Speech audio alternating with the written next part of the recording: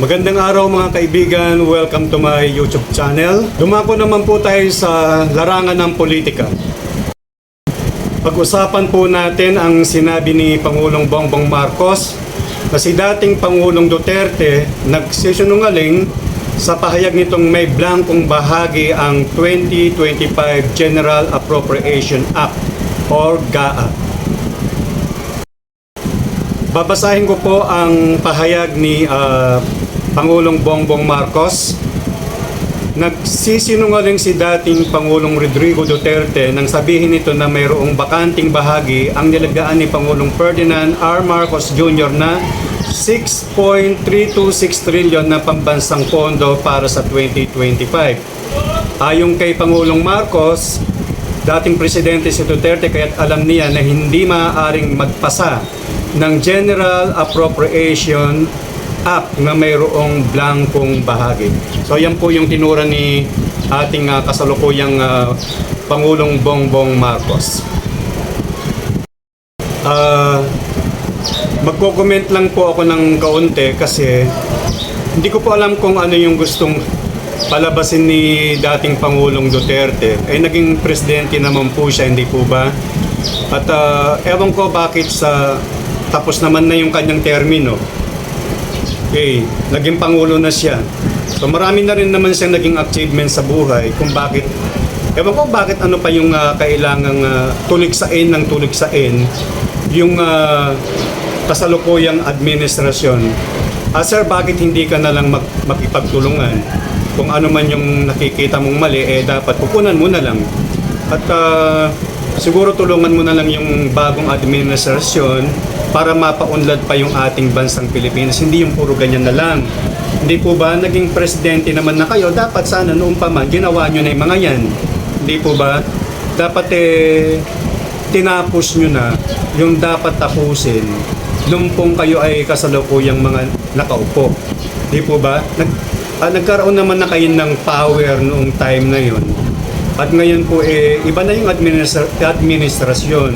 Kung hindi man po ninyo matanggap yung kasalukuyang administrasyon at ano man po yung dahilan, dapat tumigil na po kayo at hayaan nyo na lang po sana na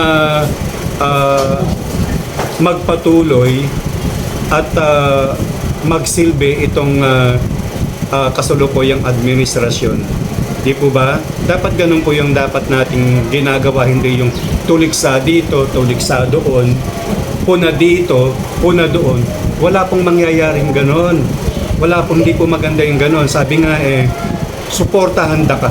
Di po ba meron tayong kasabihan na ganun? Suportahan ka.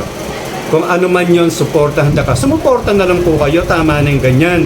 Kasi masamang-masama na po yung imahe natin sa ibang bansa. Puro gano'n na lang po yung nangyayari sa atin. Hindi tayo makapag-move on para tayong meron tayong crab mentality. Hindi po ba? Dapat gano'n po yung gawin natin. Tamaan na mo yung batikos dito, batikos doon. Wala pong mangyayari sa buhay natin puro kung gano'n. Dapat na lang po tayo magpatuloy, suportahan po natin yung kasalukuyang administrasyon at kung ano po yung hindi pa niya, ano po yung kanyang pagkukulang, i-remind po natin siya, hindi yung puro ganyan na lang po. No, sana po ganun na lang. Wala na pong away. Dapat magkaroon tayo ng peace of mind. Hindi po yung ganyan puro na lang patikos dito. Sheminit. Wala pong mangyayaring ganun. No po? So, tulungan na lang po natin yung ating mahal na Pangulong Bongbong Marcos. Sa akin naman pong palagay, maganda naman po yung kanyang ginagawa. Hindi po ba?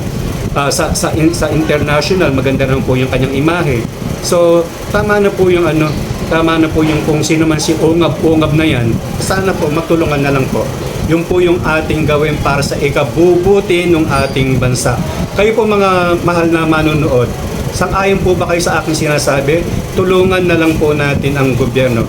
Maraming salamat po sa inyong panonood at sana po wala akong nasagasaan. Bato-bato sa langit, ang tamaan po, wag magalit. Okay, God bless us all. Thank you very much sa panonood. Subaybayan niyo po ang aking iba pang mga video. Paki-subscribe na rin po kung pwede at pakihihit na rin po yung notification bell para updated po kayo lagi sa aking sa aking mga vlog, ang artista at politika. Bye-bye po! See you on my next video.